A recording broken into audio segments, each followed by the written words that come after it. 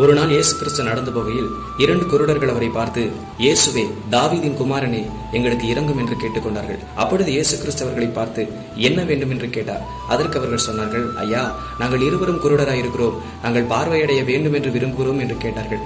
அப்பொழுது இயேசு கிறிஸ்து அவர்களை பார்த்து, இதை செய்ய என்னால் முடியும் என்று விசுவாசிக்கிறீர்களா என்று கேட்டார்.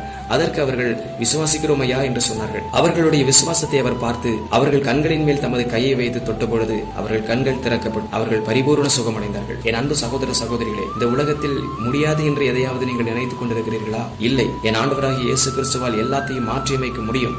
இது என் வாழ்க்கையில் நடப்பதே இல்லை, நடப்பதற்கான எந்த சூழ்நிலைகளும் இல்லையே, எந்த அறிகுறியும் தெரியவில்லையே என்று ஏங்கிக் கொண்டிருக்கிறீர்களா? வேதம் சொல்லுகிறது, தைரியமாயிரு, கர்த்தர் தமது பார்வைக்கு நலமானதை செய்கிறதற்கு வல்லமையுள்ளவராக இருக்கிறார் என்று. எனவே அன்பு சகோதர சகோதரிகளே, எதுவுமே நடக்காது என்று காத்திருக்காதீர்கள். நடக்காத எந்த காரியத்தையும் என் இயேசு கிறிஸ்து நடத்தி வைக்கிறதற்கு வல்லமையுள்ளவராக இருக்கிறார். கர்த்தர் உங்களை ஆசீர்வதிப்பாராக. ஆமென்.